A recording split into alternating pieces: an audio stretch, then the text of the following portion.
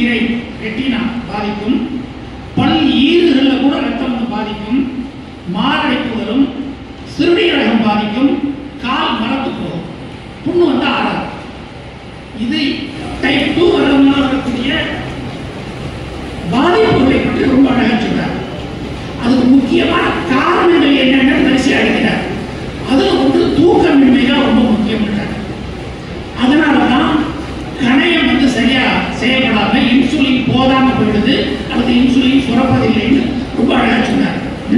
ரொம்ப பேர் என்ன செய்யறாங்க, சக்கரை நோய்க்கான கேட்டா நான் அரிசியை சாப்பிட்றதில்ல சார், காலையில் சப்பாத்தி, மதியம் சப்பாத்தி, ராத்திரிக்கு சப்பாத்திம்பாங்க. அப்போ என்ன பஞ்சாப்ல இருக்கிற சக்கரை வராமலா இருக்கு, அங்கே கோதுமையும் தான் சாப்பிட்றோம். ரொம்ப அழகாக சொன்னார்.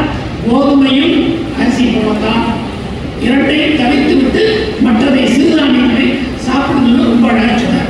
அது கூட ரொம்ப அழகாக சொன்னார். முக்காடியை எடுத்துக்காட்டி சொல்லி நீங்கள் அப்படி இருக்க வேண்டும். ஒரு கால் இல்லை என்றாலும் முக்காலை விழுந்து வருவதை போல நீங்கள் கடைபிடிக்க வேண்டும். உணவு, உறக்கம், உடற்பயிற்சி 3 சொன்னார். அது எல்லாத்துக்கும் ஒரு இயல்பாக உண்டானதான். ரொம்ப அழகாக சொன்னார். அதில் கடைசியாக 5 சொன்னார். உறக்கம் நன்றாக இருக்க வேண்டும், உணவு கட்டுப்பாடு இருக்க வேண்டும், உடற்பயிற்சி சரியாக செய்து வர வேண்டும், மன உளைச்சல் இருக்கக்கூடாது. அதுக்கு ரொம்ப வழியெல்லாம் சொல்லிட்டார். மன உளைச்சல் இல்லாமல் இருக்கணும்னா சரி செய்ய பார்க்க வேண்டும். சரி செய்ய பார்க்கவில்லை என்றால், சரி செய்ய பார்க்க முடியவில்லை என்றால் எதை செய்யணும், சரித்தால் காம்ப்ரமைஸ் பண்ணிக்கணும்னு சொல்றாரு. அதை போல இருந்து விட வேண்டும். அதுதான் சொன்னார். உங்களோட உடல் பருமன், இந்த உடல் பருமனை சொல்லுகின்ற பொழுது தலையிலிருந்து கால் வரையில் குண்டாடுறான் சில பேர். அது பெரிய பாதிப்பு இல்லை. போட்டா மாதிரி இருப்பான், நடுவில் பெருசு இருப்பான், கால் செலுத்திருக்க மேலே செலுத்திருப்பான். அதுதான் ரொம்ப ஆபத்தான உடல் பருமன். சரிதான் நினைக்கிறேன் நான் சொல்றது. ஏன்னா எல்லாம் படிக்கிறது தான், இந்த மாதிரி டாக்டர்கிட்ட பேசுறது தான். அதனால உடல் பருமன்ல ரொம்ப மோசம் தான். ரொம்ப அழகாக இன்னொன்று இன்னைக்கு தான் கேள்விப்பட்டேன். சரியான உடல் உணவு இல்லை என்றாலும் சர்க்கரை நோய் வந்து விடுகிறார். இந்த காலத்தில் நிறைய பேருக்கு அந்த குறை இருக்கிறதுன்னு சொல்லுகிறார்கள். ரொம்ப அழகாக செய்திகளை எல்லாம் சொன்னார். சொல்லும்போது சொன்னார், நிறைய பேர் ஒன்றுமே தலையசைக்க மாட்டேங்கிறீங்க, கண் அப்படியே பார்த்தபடி இருக்கு, ஒரு எதிர்பார்ப்பே இருக்க மாட்டேங்குது. நம்ம இடத்துல இருக்கிறவர்கள் ஏதோ மிக ஆழமாக கவனித்து இருக்கக்கூடியவர்கள், யாருக்கும் எந்த விதமான வேற குழப்பமே கிடையாது, ரொம்ப அருமையாக கவனித்துக் கொண்டு இருப்பார்கள். ஆனால் ஏன் கூட்ட கை தட்டுறது இல்லை, சிரிக்கிறது இல்லைன்னா இன்னொருத்தர் கிடையாது. அதனால அதை பற்றி கவலைப்பட வேண்டாம். அப்போ ஒரே ஒரு எனக்கு ஒரு நகைச்சுவை நிகழ்ச்சி ஞாபகம் வருது. ஒரு அரசியல்வாதி ஒரு பள்ளிக்கூடத்துக்கு பேச வந்தாராம். பேச வந்து உங்களுக்கு சில பொருள்கள்லாம் கொடுக்கணும் எங்கள் மாணவர்களுக்கு, அந்த பொருளை கொடுத்துட்டு நீங்கள் பேசுங்கன்னாங்களாம். எனக்கு 1000 வேலை இருக்கு, நான் அரசியல்வாதி, நான் உடனே போகணும்னாலாம். இல்லை இல்லை கொடுத்துட்டு பேசுங்கன்னு அந்த பள்ளிக்கூடத்துக்கு சொல்லி பார்த்தாங்க. அதெல்லாம் முடியாது, எனக்கு அதிகாரம் இருக்குன்னு சொன்னார். சரி பேச ஆரம்பிச்சார். 1/2 மணி நேரம் பேசுனார். யாருமே கை தட்டல, சிரிக்கல, பேசாம கதை சொல்ல நீங்க இன்னொன்று நினைச்சக்கூடாது. பேசி முடிச்ச உடனே அவருக்கு ரொம்ப வருத்தம். ஏன்னா இவ்வளோ அழகாக பேசுவோம், ஒருத்தருமே கை தட்டல, சிரிக்கல, பேசலன்னு உடனே அப்பதான் சொன்னாங்கன்னா, இது காது கேட்காத ஒரு பள்ளிக்கூடங்க, காது கேட்கிற கையை மாணவர்கள் கொடுத்துட்டு பேசுங்கன்னு உங்களுக்கு சொன்னேன், நீங்க அந்த கையை கொடுக்கணும்னு சொன்ன. இல்லை இல்லை நீங்க இப்போ நீங்களே பட்டுட்டீங்கன்னா அதோட இதை நினைச்சாங்க. அதுக்குத்தான் சொல்ல வருகிறேன். அடுத்த மன உளைச்சல் பற்றி சொல்றீங்க பாருங்க. நான் ஒரு முறை பள்ளிக்கூடத்துக்கு நான் ஓய்வு பெற்ற பிறகு போயிருந்தேன். எனக்கு அடுத்த தலைமை ஆசிரியர் இருந்தார். அவர்கிட்ட ஒருத்தர் ரொம்ப காரசாரமாக பேசிட்டு இருந்தார்.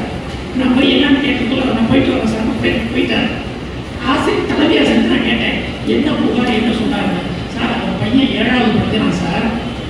ஆசிரியர் வந்து வெளியில் நில்லுன்னு சொல்லிட்டாங்கன்னா வீட்டு பாடங்கள் படிக்கலைங்கிறதுனால அவர் வந்து என் பையனுக்கு மன உளைச்சல், எப்படி வெளியில் நிற்கலாம், நீங்கள் ஹெட் மாஸ்டர் வந்து கேட்கறது இல்லையான்னு என்கிட்ட சண்டை நிற்கிறார் சார். உடனே முன்னாடி இந்த கூட்டமாக கூட்டிகிட்டு போனேன் சார். அவர் திருப்பி வந்து வேகமாக ஓடி போயிட்டார் சார். ஏன்னா அவர் என்கிட்ட படித்து கண்டபடி அறிவாங்கிறவர். ஆனால் அரசாங்கத்தினுடைய சட்டம் மாறிவிட்டதுனால 7வது பையனை வெளியில் நிற்க வச்சாலே மன உளைச்சல் வருதுன்னு சொல்கிறாங்க. அப்போ என்ன சொல்வதற்கு, ஒவ்வொன்றும் காலத்தின் சட்டத்தினாலே மாறிக்கொண்டிருக்கும். மன உளைச்சலுக்கு அதில் ஒரு அடிப்படை காரணமாக இருக்கும். ரொம்ப அழகாக சொன்னார். அந்த மன உளைச்சலை சரி செய்ய முடியுமா என்று பாருங்கள். சரி செய்ய முடிப்பதற்குள்ளான காரணத்தை நீங்கள் தெரிந்து கொண்டு சரி செய்ய முயற்சியை இறங்குங்கள். சரி செய்ய முடியவில்லை என்றால் உள்ளபடி ஏற்றுக்கொள்ளுங்கள். டாக்டர் பார்த்தோம்னா ரொம்ப இளமையான அனுபவமிக்க டாக்டர் ரொம்ப அழகாக செய்து சொன்னார். டைப் 1 பற்றி இன்னொரு நாள் பேசலாம், சின்ன குழந்தைக்கு என்ன வருங்க. அதே மாதிரி சர்க்கரையின் உணவு பழக்கமுமே மணிக்கணக்காக பேசலாம் என்று சொன்னார்.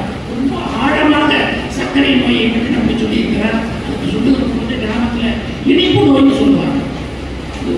கிராமத்தில் இனிப்பு நோய்னு சொல்லுவார்கள். அதை எப்படி தவிர்க்கிறதுன்னு சொல்லிட்டு இந்த ஒரு படத்தில் சொல்லுவாங்க. லேட்டாக வந்தாலும் ரொம்ப லேட்டஸ்டாக வந்திருக்காங்க.